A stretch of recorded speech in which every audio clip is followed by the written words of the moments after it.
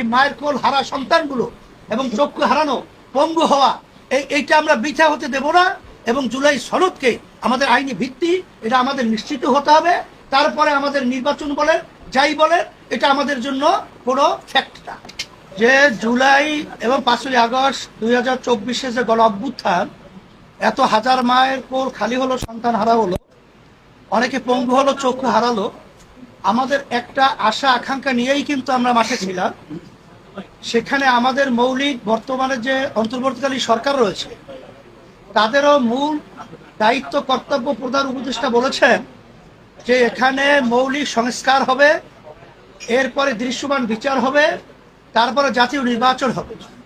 এইটা করতে গিয়ে ঐক্যমত্য কমিশন তৈরি হয়, সেখানে সব দল ওখানে আলোচনা মাসব্যাপী করে, সেই মাসব্যাপী করার পরে একটা জুলাই সনদ তৈরি হয়েছে।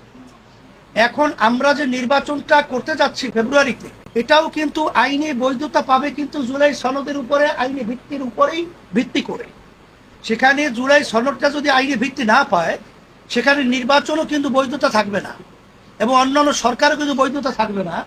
আর আমাদের তো আপনারা জানেন, বর্তমান যদি সংবিধান এটা বহাল থাকে তাহলে নিয়ম অনুযায়ী 29 সাল পর্যন্ত তো আওয়ামী লীগ এখন পর্যন্ত ক্ষমতায়। তো এখানে আমাদের মূল গুরুত্বপূর্ণ বিষয় হলো জুলাই সনদের আইনি ভিত্তি পাওয়া। তাই সেখানে যদি ঐক্যমত্য কমিশন, সেখানে জুলাই সনদের আইনি ভিত্তির ব্যাপারে আমরা ঐক্যমত পোষণ করেছি, বিএনপি সহ সবাই, যে গণভোটের মাধ্যমে এটা আইনি ভিত্তি দেওয়া, সেখানে সময়কাল নিয়ে সেখানে দ্বিমত তৈরি হয়েছে। আমরা চাইতেছি এটার গুরুত্ব আলাদা হওয়া উচিত। এই জন্য আগে যদি গণভোট হয়, আইনি ভিত্তি হয়, তারপর জাতীয় নির্বাচন তার ভিত্তিতে হয়, তাহলে সেখানে কোনো প্রশ্ন থাকে না। সেখানে বিএনপি যে বলছে একই দিনে গণভোট এবং সেখানে জাতীয় নির্বাচন, তাহের ভাই বলেছেন, মামুন ভাই বলেছেন যে আসলে সেখানে ওইটার গুরুত্ব থাকে না। তখন কিন্তু এখানে জুলাই সনদ ভিত্তি পাওয়ার জন্যে যে হানা ভোটের ব্যাপারটা সংখ্যা যদি পরিমাণ কম হয়, তখন কিন্তু আবার একটা প্রশ্ন উঠতে পারে যে এখানে জুলাই সনদের ব্যাপারে যেমন উল্লেখযোগ্য কোনো ভোট না আসায় আমরা এটা কোনো গুরুত্ব দিব না। এই ধরনের সংজ্ঞা কিন্তু আমাদের রয়েছে। এখানে এনসিপি সহ অন্যান্য আদার যে দল রয়েছে, আমরা সবাই তো জুলাই সনদে, বিএনপি সহ আমরা সবাই তো মাঠে ছিলাম যে আমাদের দেশ সুন্দর করার ব্যাপারে। তারা কেন এই ব্যাপারটাকে গড়িমসি করছে এটা কিন্তু আমাদের বুঝে আসেও না, এটা আমাদের বুঝে ধরেও না। এখন তারা কি কোথার থেকে এই চিন্তার মাধ্যমে এটা বলছে এটা আমরা বুঝছি না।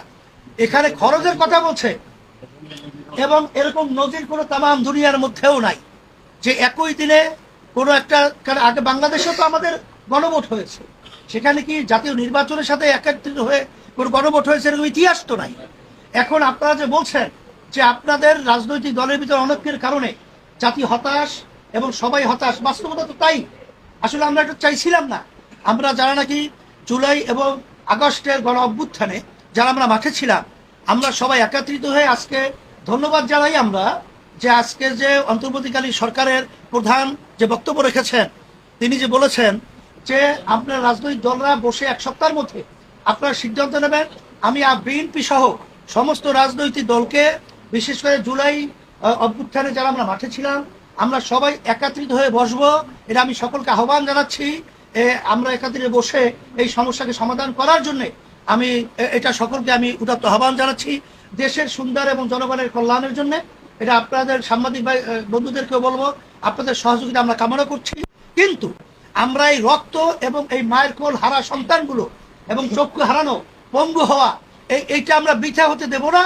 এবং জুলাই সনদকে আমাদের আইনি ভিত্তি এটা আমাদের নিশ্চিত হতে হবে। তারপরে আমাদের নির্বাচন বলেন যাই বলেন এটা আমাদের জন্য কোনো ফ্যাক্ট না।